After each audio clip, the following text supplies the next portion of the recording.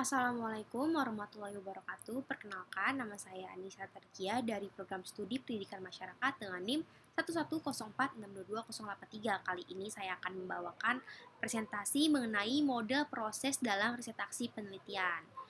Oke, yang pertama kita bahas kali ini adalah tahapan model riset aksi, di mana pada tahapan pertama di sini ada identifikasi dan penetapan. Di tahap ini kita memahami kebutuhan keinginan masyarakat yang berfokus pada masalah yang relevan dengan terus membangun partisipasi masyarakat.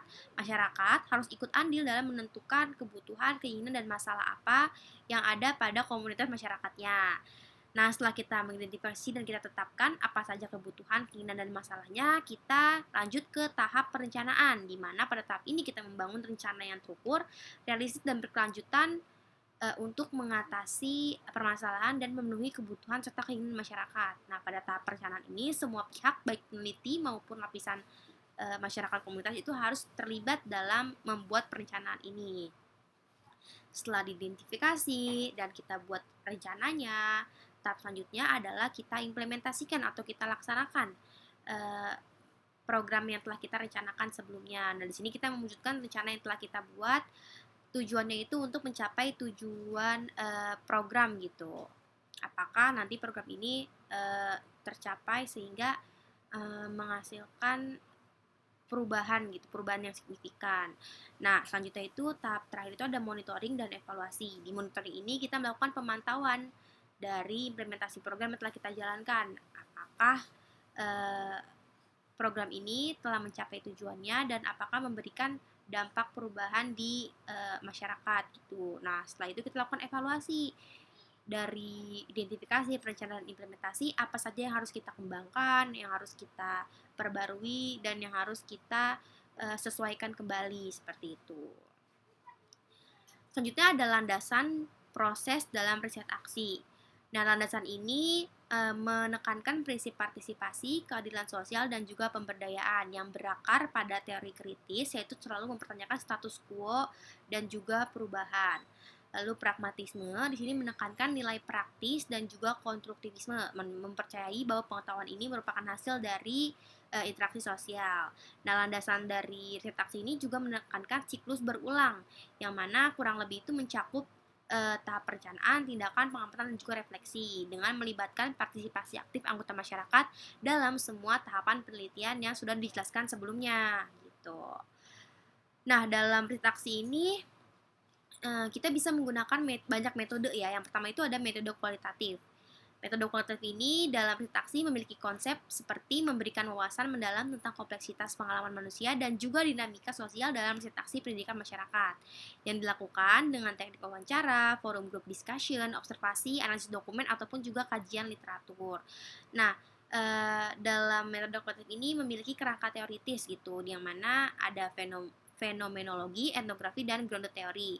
Nah, fenomenologi ini tuh berorientasi pada pengalaman hidup dari perspektif individu, sedangkan etnografi ini berorientasi pada konteks budaya untuk mengungkap pola dan struktur yang ada pada masyarakat. Nah, grounded teori ini dia itu berorientasi untuk membangun teori dari data empiris yang ditemukan di masyarakat. Setelah itu ada metode kuantitatif.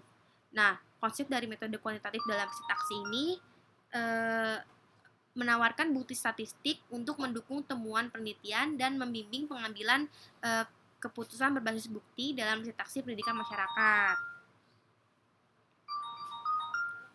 Nah, terus langkah dalam metode kuantitatif ini menentukan instrumen pertanyaan, variabel, dan instrumen pengukuran, lalu melakukan pengumpulan data survei, eksperimen, lalu ada pengukuran data, dan terakhir itu analisis data. Nah, bentuk data dari metode kuantitatif itu berbentuk data numerik dan juga data statistik.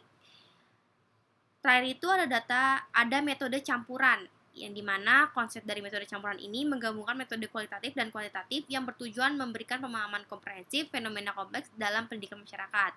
Dilakukan dengan teknik observasi, wawancara, dan survei yang nantinya akan diolah menjadi data statistik.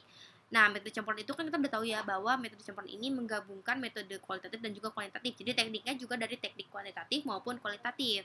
Terus pada metode campuran ini di riset aksi itu jika kita melakukan metode campuran Maka metode campuran ini akan menjadi alat yang kuat dalam riset aksi, memungkinkan pemahaman holistik fenomena sosial, kompleks, dan juga mendukung tujuan dampak sosial positif dalam pendidikan masyarakat, gitu. Nah, selanjutnya ini ada pembahasan mengenai riset aksi partisipatif atau participatory action research, yang menjadi sebuah pendekatan untuk mendorong perubahan positif dan keadilan sosial dalam pendidikan masyarakat melalui keterlibatan aktif, kolaborasi, dan siklus tindakan yang reflektif dengan memusatkan suara masyarakat. Participatory action research ini memberdayakan individu dan komunitas untuk mengatasi masalah sosial secara kolektif. Terakhir, ada pembahasan mengenai evaluasi dan refleksi dalam riset aksi, di mana kita menyatukan evaluasi dan refleksi yang efektif sehingga nantinya riset aksi dalam pendidikan masyarakat dapat memperkuat dampak yang memberdayakan masyarakat dan mempromosikan suatu perubahan yang positif di masyarakat. Melalui pendekatan partisipatif dan kolaboratif, kita dapat memajukan prinsip kesetaraan dan keadilan dalam perjalanan kolektif menuju pendidikan yang transformatif atau membawa perubahan. Demikian presentasi dari saya, kurang lebihnya mohon maaf. Wassalamualaikum warahmatullahi wabarakatuh. Semoga bermanfaat.